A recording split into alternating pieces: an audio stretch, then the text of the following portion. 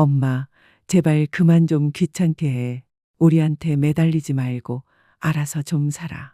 나는 끝내 나를 쓰러뜨릴 것은 추위일 거라고 늘 생각해왔고 전주의 메마른 겨울바람이 뼛속까지 스며들던 그 싸늘함이 언젠가는 나를 무너뜨리리라 믿었는데 정작 나를 무릎 꿇게 한 것은 얼음도 나이도 아니라 내 집 앞마당 뒤편에 젖은 풀밭 한 조각이었고 오래 목말랐던 장미들이 고개를 축 늘어뜨리고 있는 걸 보자마자 나는 낡은 원의 장갑을 끼고 전지를 하러 나섰으며 최병호가 떠난 뒤 매해 봄이면 해오던 그 일처럼 그날 아침도 구름이 부드럽게 깔린 하늘 아래 공기는 얇은 겉옷 속을 데워 땀이 맺힐 만큼 포근했지만 장미는 누가 봐주든 말든 상관하지 않는 듯 묵묵히 피고 지겠다는 태도로 서 있었고 나는 덩굴 지지대 근처에 쪼그려 앉아 가지를 다듬다가 미끄러운 지늘개 발이 한번 헛디디는 순간 다리는 다리답지 않게 접히더니 축축하고 속이 울렁거리는 소리와 함께 몸이 옆으로 꺾였고 비명도 내기 전에 젖은 흙바닥에 뺨을 붙인 채 넘어져 있었으며 심장이 하도 요란하게 두드려서 이웃이 들을까 싶을 정도였고 잠깐 숨이 막혀 오는데 옆구리에서 번져 오른 통증이 손목을 타고 전신으로 퍼지면서도 나는 몸을 굴려보려다 눈앞이 캄캄해지며 쓰러질 뻔했고 시간이 늘어진 고무줄처럼 길어지는 사이 거친 숨을 새며 누워있으면서도 얼마나 누워있었는지 알 수 없었고 그때 나는 최병우를 생각했고 내 아이들을 생각했고 이런 순간마다 내가 늘 아이들 곁에서 해냈던 그 모든 일을 떠올렸고 부러진 뼈와 갑작스러운 비상사태와 눈 깜짝할 사이에 삶이 산산조각나는 일들을 수없이 수습해왔다는 걸 생각했으며 아들 최재훈이 자전거에서 넘어져 쇄골을 다쳤을 때 나는 그 아이를 병원으로 가는 길 내내 품에 꼭 안고 괜찮을 거라고 달래주었고 딸 최다은이 예정일보다 3주나 일찍 진통이와 흔들릴 때는 가방을 챙겨 들고 운전해 응급실로 데려가 매 순간마다 손을 잡아주었는데 막상 나에게 누군가의 손이 필요해진 내 차례가 오자 나는 혼자였고 마침내 숨을 몰아쉬며 무릎으로 몸을 끌어올려 기어서 마루로 향했는데 한 뼘 한 뼘이 다 불가능에 가까웠고 문간에 닫혀 멀쩡한 손으로 문틀을 짚고 일어나 대문턱에 비스듬히 앉아 어지럽고 한기가 올라오는 몸을 가라앉히려 했으며 주머니 속 휴대폰을 꺼내 화면을 누르니 아들 최재훈의 사진이 떠올랐고 전주 한옥마을 골목에 작은 커피집을 연날 찍은 웃는 얼굴이었으며 그 커피집은 내가 최병호의 사망보험금 남은 전액을 보태준 곳이었고 통화 버튼 위에 엄지가 머뭇거리다가 또 한 번 통증이 파고드는 순간 더는 선택의 여지가 없다는 사실을 인정하고 아이콘을 눌렀는데 2번 울리자마자 빈 기계음이 흘러나와 지금은 전화를 받을 수 없으니 메시지를 남기라는 안내만 남았고 속이 뒤집히는 것을 참고 다시 걸었지만 같은 안내가 반복되어 이번엔 딸 최다은을 눌렀고 화면 속에서 환하게 웃는 얼굴이 떠올라 예전에 이 집으로 이사 오던 날 내가 짐을 함께 옮겨주던 장면이 스쳐가며 손이 떨렸지만 통화음조차 없이 건조한 녹음 안내만 들렸고 수신자가 전화를 차단했다는 말이 귀에 박히는 데에는 잠깐이었으나 그 한 단어가 머릿속에 박히기까지는 시간이 필요했고 차단.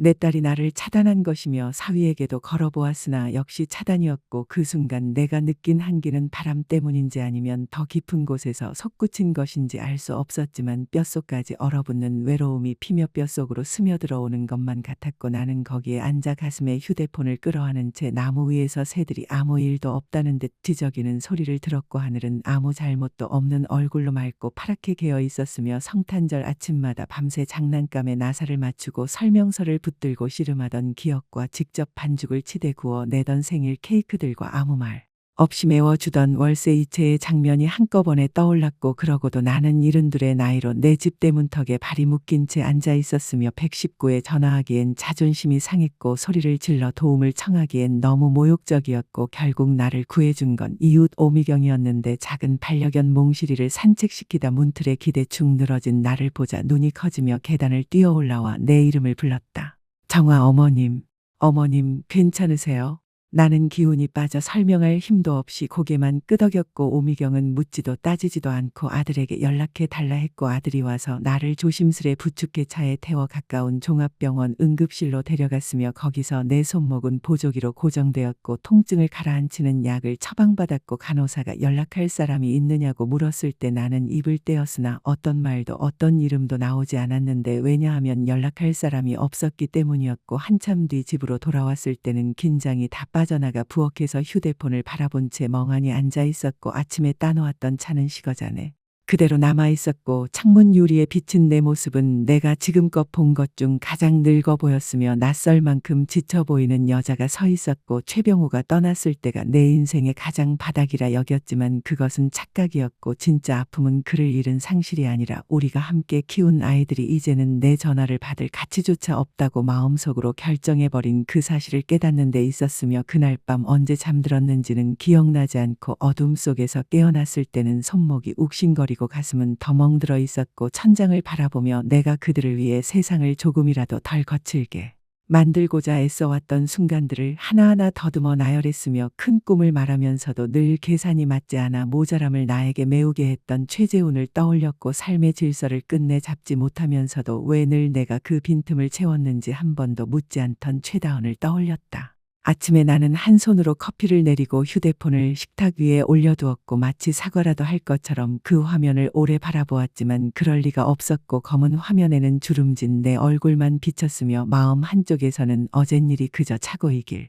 작은 오류나 오해이길 바랐고 혹시 딸이 스팸 번호를 차단하려다 내 연락처를 잘못 눌렀을 수도 있고 아들의 음성사서함은 통신이 고르지 않아서였을 수도 있다고 스스로를 달래보았지만 속으로는 이미 알고 있었고 내 아이들은 실수로 나를 차단한 것이 아니라 불편하다고 여겨 의도적으로 선을 그은 것이었으며 그래도 마지막으로 믿음을 주어보자고 마음을 다잡아 의자에 앉아 짧고 건조하고 감정을 섞지 않은 메일을 썼고 재훈, 다은에게 어제 내가 넘어졌는데 연락이 닿지 않았어.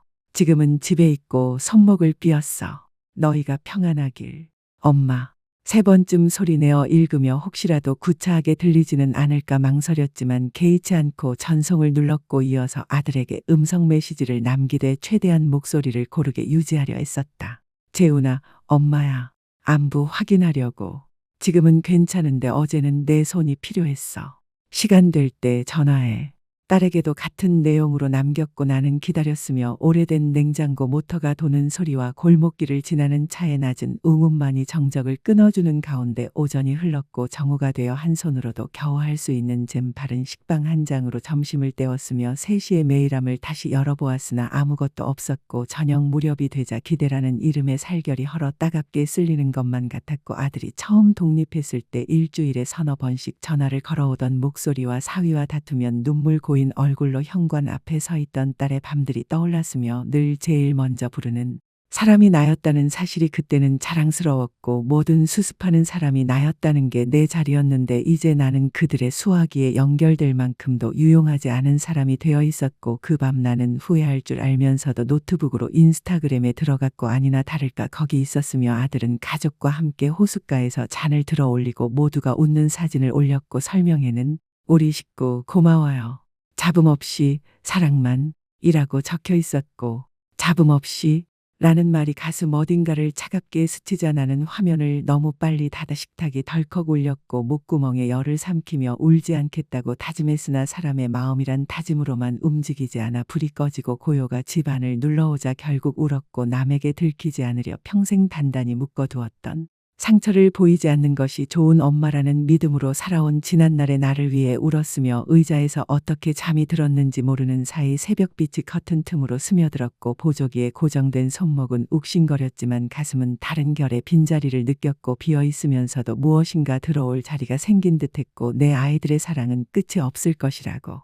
그들이 무엇을 얼마나 가져가든 언젠가 밤새 아이를 안고 흔들던 팔과 까진 무릎에 입 맞추던 입술과 말없이 감당하던 희생을 기억할 거라 막연히 믿어왔으나 이제야 보이는 진실은 이것이었고 그들은 실수로가 아니라 가능해서 나를 차단했고 언젠가부터 나는 그들에게 무언가를 해줄 수 있을 때만 가치 있는 사람으로 분류되어 왔으며 딸이 대출이 밀렸다고 울먹이며 전화할 때마다 내가 먼저 송금 버튼을 눌렀던 밤들과 가게가 버거울 때마다 아들이 갚지 못할 돈을 더 얹어 달라 할 때 한 번도 죄책감을 묻지 않았던 내 침묵을 떠올렸고 어머니란 장부 없이 사랑하는 사람이라 믿었지만 사랑과 스스로를 비워내도록 내맡기는 일 사이에는 분명한 경계가 있어야 한다는 것도 그제야 분명해졌으며 아침 늦게 이웃의 딸 진아가 장을 봐왔다며 수줍은 미소로 문을 두드려 들어와 오미경이 어제 있었던 일을 전해 들었다고 말했고 나는 설명하고 싶지 않은 눈물을 깜빡이며 고맙다고 인사했으며 그 아이가 돌아간 뒤 부엌에 가라앉는 무기력한 고요 속에서 이번만큼은 다시 시도하고 싶지 않다는 마음이 처음으로 또렷해졌고 휴대폰을 들어 멈춰 화면 속 웃고 있는 아들의 얼굴을 잠시 바라보다가 연락처를 삭제했고 딸의 이름도 같은 방식으로 지웠으며 손이 떨렸지만 몸이 수년 만에 가벼워지는 듯했고 해가 지붕선 뒤로 가라앉는 저녁 무렵 아무에게도 들려줄 의도가 없는 말을 나는 소리내어 속삭였다. 이제 사랑을 구걸하지 않겠다. 그리고 그 말을 내가 진심으로 뜻하고 있음을 알았고 다음 날 새벽 연락처를 지운 다음 날의 새벽에 평소보다 일찍 눈을 떴으며 몇 분 동안은 내가 이 결정을 후회할지 습관처럼 휴대폰을 들었다가 또다시 익숙한 침묵에 찔릴지를 생각했지만 이상하리만큼 잔잔했고 오래된 통증이 마침내 들 수 있는 무게로 가라앉은 듯했으며 한 손으로 커피를 내리고 수십 년 동안 수표에 서명하고 아이들 가정통신문에 사인해 주던 그 식탁에 앉아 오랜만에 내 삶을 오롯이 내 쪽에서 바라보며 이제는 내가 무엇을 원하는지 누가 이득을 볼지를 먼저 계산하지 않고 스스로에게 물었고 이 질문은 이기적인가 싶어 숨이 막히다가도 오랜 잠수 끝에 처음 숨을 들이마시는 것처럼 가슴이 시원해졌고 전화는 울리지 않았고 미안하다는 메시지도 오지 않았으며 아무도 오지 않는다는 사실 구해줄 사람도 화해의 신호도 꽃을 들고 현관에 서서 우리가 어머니를 하찮게 만든 건 미안했어요. 라고 말해줄 순간도를 천천히 받아들이게 되었고 그들은 나를 생각하고 있지 않았으며 하루는 길고 조용하게 늘어났고 나는 국을 끓이고 책을 읽었으며 시간이 페이지처럼 포개져 흘러가다가 해질 무렵 책장 위 액자 속 사진에 시선이 붙들렸고 딸의 결혼식 날 활짝 웃는 아들과 딸이 나란히 서 있는 사진이었고 가슴이 한 번 세게 조여왔는데 모든 일이 지나갔어도 마음 한쪽에서는 여전히 그 아이들이 이보다 나은 사람들이기를 내가 헛되이 사랑하지 않았기를 바라는 마음이 남아있었고 그러나 사랑이 모든 것을 변명해 주지도 누군가의 존엄을 빚으로 담보 잡아도 좋다는 뜻도 아니라는 생각이 또렷해지자 나는 천천히 일어나 오래된 금속 서류함 앞으로 걸어갔고 이 집을 살 때부터 써오던 찌그러진 서랍을 열어 상속이라 적힌 두꺼운 서류철을 꺼냈으며 안에는 통장 내역과 보험 서류와 집 등기 서류가 가지런히 들어있었고 내 삶의 조각들 언젠가 당연히 자기들 것이 될 거라고 아이들이 마음속으로 기정사실화했던 것들이었으며 얼마 전 아들과 유언 이야기를 나누던 마지막 대화를 떠올렸을 때 그 아이는 따뜻하고 확신에 찬 웃음을 지으며 이렇게 말했었다. 엄마, 언젠가는 다 우리한테로 돌아오는 거잖아. 그때 나는 고개를 끄덕였고 그게 편했으며 그게 사랑이라고 믿었고 조용히 남길 것을 준비하는 게 어머니의 길이라 여겼지만 식탁 위로 서류를 펼쳐놓고 앉아있자 문득 지금 내가 할 수 있는 가장 사랑에 가까운 일은 더 이상 그 아이들을 방조하지 않는 일, 목마를 때는 틀었다가 배부르면 잠그는 수도꼭지처럼 나를 대하게 만들지 않는 일이라는 깨달음이 들었고 다음날 아침 나는 변호사에게 전화를 걸었으며 오랫동안 변경이 없어 놀랐다는 안내를 듣고 곧바로 류혜진 변호사가 전화로 연결되었고 그는 정중한 목소리로 물었다. 최정화님, 무엇을 도와드릴까요? 나는 마른 목을 한 번 넘기고 또렷하게 말했다. 변경을 하고 싶습니다. 그리고 주저하지 않고 덧붙였다. 자녀들을 주된 수익자에서 제외하고 싶습니다.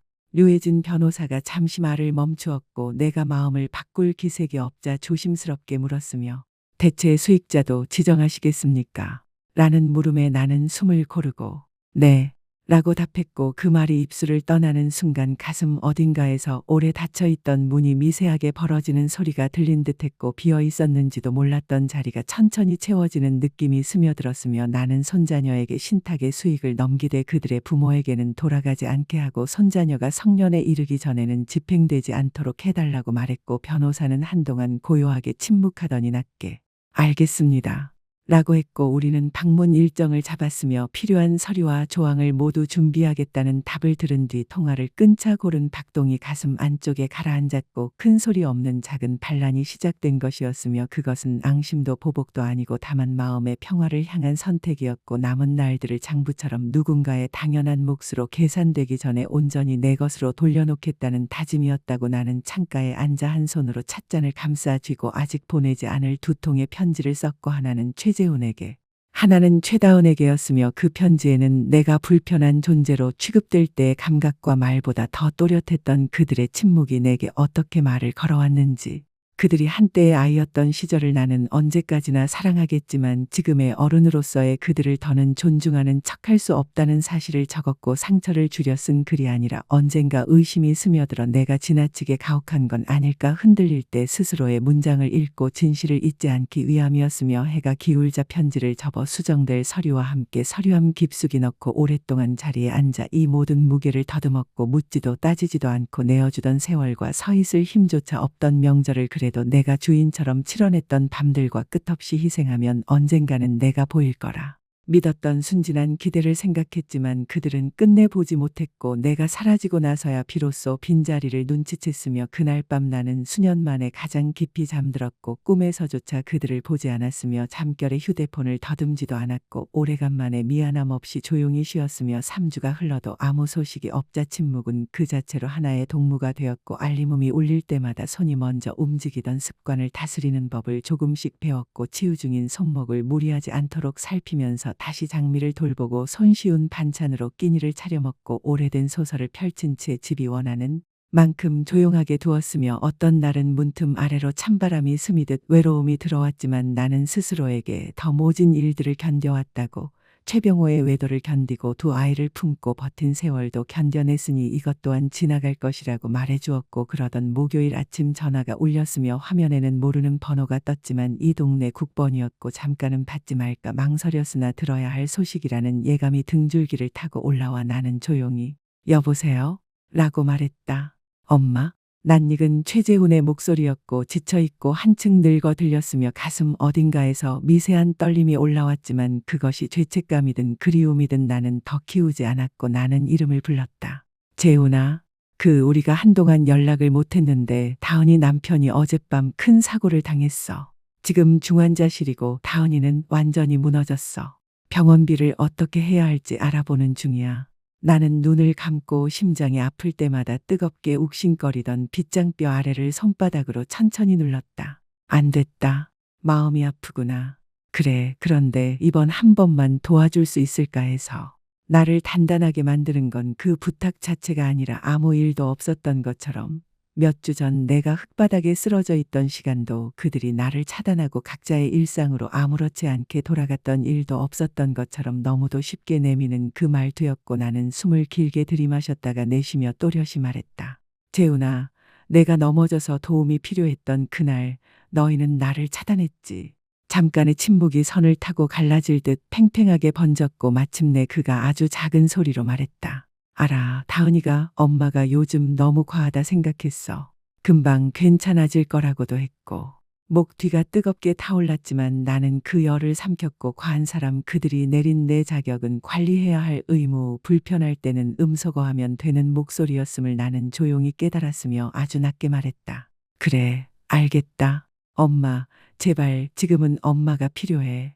나는 그 부름에 늘 응답하던 밤들을 떠올렸고 그럼 하고 버릇처럼 대답하던 입술과 아프면서도 모른 척 넘어가던 마음과 셈하고 싶지 않아 침묵으로 덮었던 비용들을 생각했으며 최병호가 떠난 밤 어린 재훈이 내 품에서 아버지가 왜 다른 사람을 택했는지 이해하지 못해 흐느끼던 그 무게를 기억했고 그 아이에게 나는 절대 떠나지 않겠다고 그 사랑만은 의심하지 않아도 된다고 약속했지만 사랑은 희생과 같지 않고 희생은 자기 자신을 지우는 일과 같지 않다는 사실을 이제는 알았으며 나는 아주 조용히 말했다. 다은이 남편 일이 안타깝다. 정말로. 하지만 나는 도와줄 수 없어. 엄마, 지금 장난이 아니야. 알고 있다. 긴 침묵 끝에 그가 물었다. 돈 때문이야?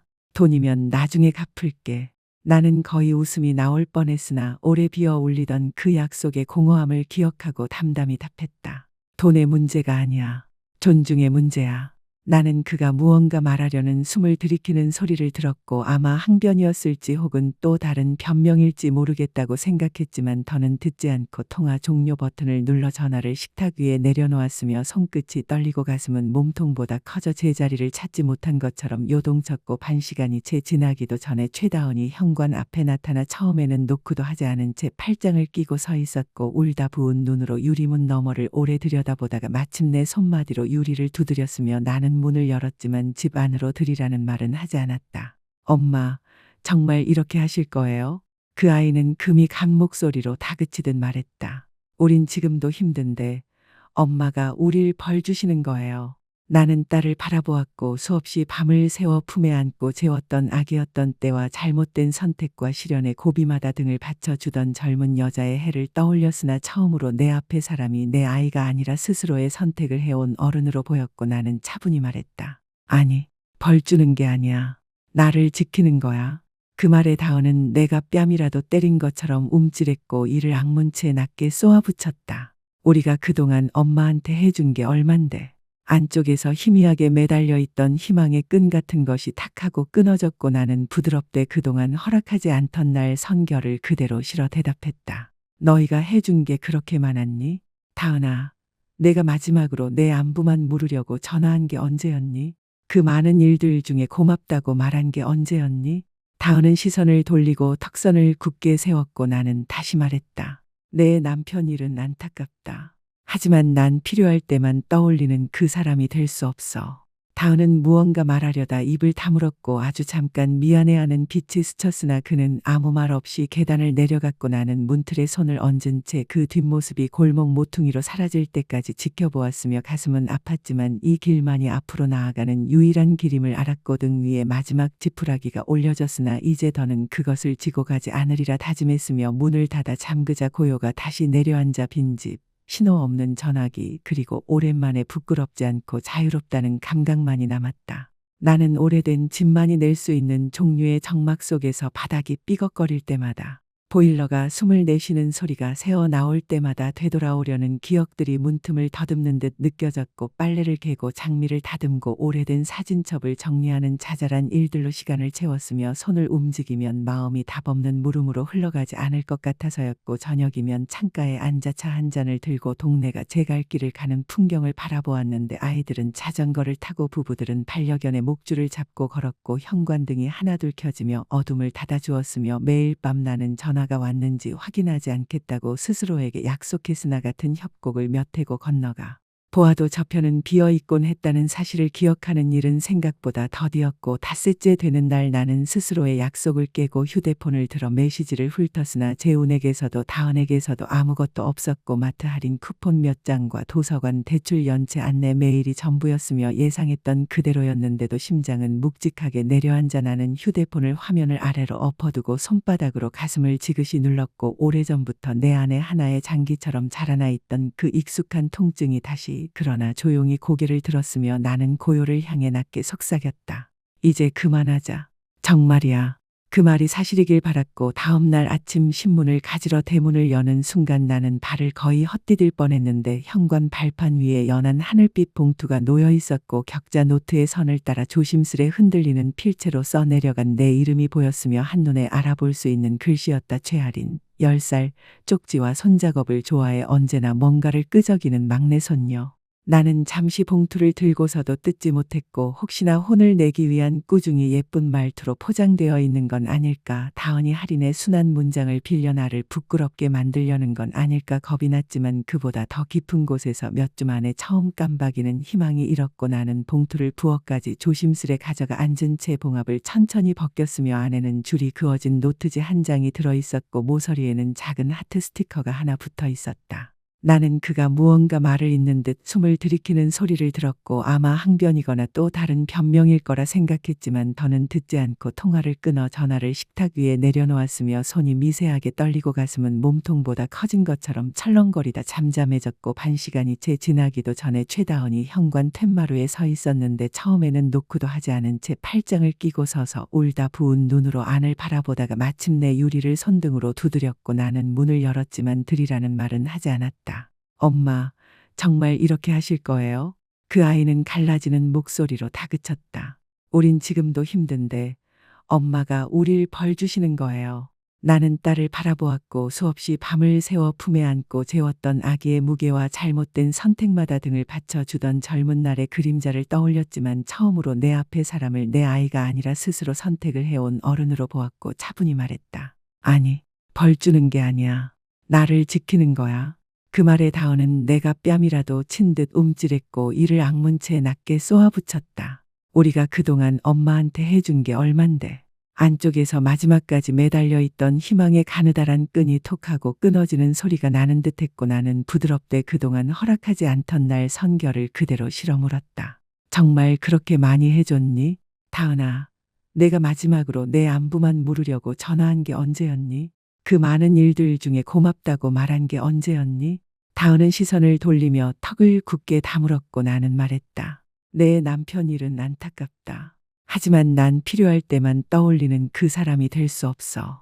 다은은 무언가 말하려다 입을 다물었고 아주 잠깐 미안해하는 빛이 스쳤으나 아무 말 없이 계단을 내려갔으며 나는 문틀에 손을 올린 채 그 뒷모습이 골목 모퉁이로 사라질 때까지 지켜보았고 가슴은 아팠지만 이 길만이 앞으로 나아가는 길임을 알았고 마지막 지푸라기가 등에 올려졌으나 더는 그것을 지고 가지 않으리라 마음을 세웠으며 문을 닫아 잠그자 고요가 다시 내려앉아 빈집과 신호 없는 전화기만 남았고 이상하게도 부끄럽지 않고 자유로웠다.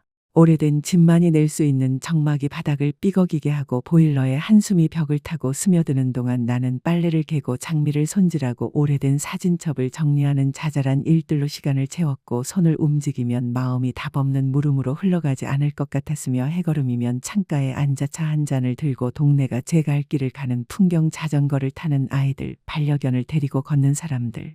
하나둘 켜지는 현관등을 바라보았고 매일 밤 전화가 왔는지 확인하지 않겠다고 약속했지만 몸에 밴 버릇은 쉽게 사라지지 않아 닷새째 되는 날 그 약속을 스스로 깨고 휴대폰을 들어 메시지를 훑었으나 재훈에게서도 다은에게서도 아무것도 없었고 마트 할인 쿠폰 몇 장과 도서관 연체 안내 메일뿐이었으며 예상했던 그대로였는데도 심장은 또다시 가라앉아 나는 휴대폰을 화면을 아래로 엎어두고 손바닥으로 가슴을 지그시 눌렀고 오래전부터 내 안에 하나의 장기처럼 자라있던 익숙한 통증이 고개를 들자 아주 낮게 그러나 분명히 중얼거렸다. 이제 그만하자. 정말이야. 그 말이 진심이길 바랐고 다음 날 아침 대문을 열어 신문을 집어들려다 발을 헛디딜 뻔했는데 푸른빛이 도는 연한 하늘색 봉투가 발판 위에 얌전히 놓여 있었고 격자 노트의 선을 따라 조심스레 흔들리는 필체로 내 이름이 적혀 있었으며 한눈에 알아볼 수 있는 글씨였다. 최아린, 10살, 늘 쪽지를 끄적이고 작은 만들기를 좋아하는 막내 손녀. 나는 잠시 봉투를 들고서도 뜯지 못했고 혹시 혼을 내기 위한 꾸중이 예쁜 말투로 포장되어 있는 건 아닐까. 다은이 할인의 순한 문장을 빌려 나를 부끄럽게 만들려는 건 아닐까 겁이 났지만 그보다 더 깊은 곳에서 몇 주 만에 처음 깜빡이는 희망이 일어 봉투를 부엌까지 조심스레 가져가 앉아서 봉합을 천천히 벗겼고 안에는 줄이 그어진 노트지 한 장이 들어있었으며 모서리에는 작은 하트 스티커가 하나 붙어 있었다. 할머니, 엄마랑 아빠는 많이 화가 났어요. 할머니가 이제 우리를 신경 안 쓴다고 자꾸 말해요. 전 그렇게 생각하지 않아요. 저는 할머니가 많이 보고 싶어요. 할머니 집에 오셨으면 좋겠어요. 저 할머니한테 갈 수 있어요? 슬퍼하지 말아요. 할인 드림. 편지를 다 읽었을 때 눈앞이 젖어 흐려졌고 나는 종이를 가슴에 꼭 붙인 채 예전에 아이들을 재울 때처럼 의자에서 아주 조금씩 몸을 흔들었으며 심장은 벗겨진 상처가 비로소 아물기 시작한 자리처럼 쓰리고 맑아졌고 최재훈과 최다은이 나를 닫아 두었다 해도 누군가는 여전히 나를 보았고 이 집을 처음 세울 때부터 쌓아 올려온 사랑을 기억하는 눈이 여전히 남아있음을 느꼈다. 나는 전화를 들어 다은의 집 번호를 눌렀고 곧바로 음성사서함으로 넘어갈 거라 짐작했으나 두 번 울리자 속삭이는 목소리가 받았고 마치 자신이 하면 안 될 일을 하는 걸 아는 아이처럼 조심스러웠다. 여보세요? 할인아, 할머니야. 숨을 들이마시는 작은 소리가 들렸다. 안녕하세요. 그래, 우리 할인. 내 목소리가 갈라졌다. 편지 고마워. 잠시 뜸이 들었다. 저 할머니한테 화 안 났어요? 아니야. 나는 눈물을 훔치며 말했다. 넌 내게 화날 이유가 없어. 저 그래도 할머니한테 가도 돼요? 두 번째로 묻는 그 작은 목소리가 가슴을 거의 부서뜨릴 만큼 여렸고 나는 또렷이 말했다. 언제든 올 수 있어. 내가 오고 싶은 때면 언제나. 수화기 너머에서 안도의 숨소리가 아주 작게 새었고 그 소리가 내 안에 굳은 자물쇠 하나를 푸는 듯했으며 보고 싶었어요. 그 아이의 속삭임이 이어졌다. 나도 보고 싶었지. 우리는 토요일에 오기로 약속했고 그 생각만으로도 정원에서 넘어졌던 그 끔찍한 날 이후 한 번도 느끼지 못했던 온기가 몸 안에서 살짝 피어올랐으며 전화를 끊고 나서 몇 주 만에 처음으로 내가 웃고 있음을 알아차렸다. 나는 이틀을 준비했었고 손님방에 이불을 빨아 널고 부엌에는 할인이 좋아하는 간식을 채워 넣었으며 딸기 요구르트와 쌀과자와 작은 미니팩 초코우유를 냉장고에 가지런히 넣고 어릴 때 함께 하던 놀이를 꺼내 오목판과 퍼즐을 탁자 위에 펼쳐 두었고 귀리 반죽에 건포도를 넣어 구운 쿠키를 한 판 구웠는데 할인은 늘 그 쿠키가 안아주는 맛이라고 말하곤 했던 기억이 떠올랐다. 토요일 아침은 맑고 따뜻했고 창가에 서서 기다리고 있는데 사위의 차가 골목 앞에 멈춰 섰고 할인은 혼자 분홍색 작은 여행 가방을 들고 내려 수줍게 올려다보며 손을 흔들었으며 툇마루에 오르자 나는 문을 열어 그 아이를 품에 꼭 안았고 할인은 얼굴을 내 어깨에 묻은 채 세게 안으며 중얼거렸다. 할머니가 저를 아직도 사랑하는 줄 알았어요. 그건 의심할 필요도 없는 일이야. 나는 그 아이의 머리칼에 뺨을 붙이며 말했다. 그날 우리는 아무 일도 없었던 것처럼 하루를 함께 보냈고 반죽을 치대어 굽고 오목을 두고 정원에 나가 앉아 학교 이야기와 친구 이야기와 요즘 읽는 책 이야기까지 천천히 들었으며 그 소중한 시간 동안에는 심판도 원망도 없이 오직 할머니와 손녀 사이에 솔직하고 단정한 사랑만이 남았고 밤이 되어 소파에 나란히 앉아 손을 잡은 채 그 아이가 스르르 잠들자 나는 중요한 사실 하나를 깨달았는데 모든 것이 내게서 떼어져 나간다 해도 정성으로 이어 붙여온 작은 끈들은 남아있고 그 끈들이 나를 구할 수 있으며 누군가의 믿음이 식었다고 사랑이 사라지는 건 아니라는 것이었다. 다음 날 아침 눈을 뜨니 할인은 아직 소파에서 자고 있었고 한 손은 볼에 둥글게 말려 이불은 턱까지 올라와 있었으며 나는 맞은편 안락의자에 앉아 조용히 그 아이의 숨결을 지켜보았고 부드럽게 오르내리는 가슴과 그 천진한 리듬을 보며 수십 년 동안 좋은 엄마의 기준을 버티는 데서 찾았던 나를 생각했고 돈과 시간과 인내를 계속 내어주면 언젠가 아이들이 돌아보아 나를 보게 될 것이라고 두 팔 벌린 내 모습을 사실은 내가 늘 바닥을 떠받치고 있었다는 사실을 깨닫게 되리라 믿어왔음을 떠올렸지만 진실은 어떤 사람들은 끝내 보지 않는다는 것이고 그것은 내가 모자라서가 아니라 그들이 보려 하지 않아서라는 것도 분명해졌으며 나는 달걀을 풀어 몽글몽글 익힌 것과 식빵을 구운 것, 오렌지 주스를 준비했고 할인이 잠에서 깨티 눈을 문지르며 부엌으로 발을 끌고 들어와 부스스한 머리로 웃어 보일 때 그 아이의 부모에게서 전화가 오지 않았다는 사실도 조용히 놓여있는 휴대폰이 내가 외면당했던 시간들의 기념비처럼 보인다는 사실도 상관이 없었고 우리는 둘이서만 모든 것이 복잡해지기 전에 그때처럼 아침을 먹었으며 식사를 마치고 할인이 작은 가방을 정리하자 나는 대문까지 함께 걸어나갔고 떠나기 전 할인은 아주 진지한 얼굴로 말했다. 할머니, 엄마 아빠가 뭐라 해도 저는 계속 올 거예요.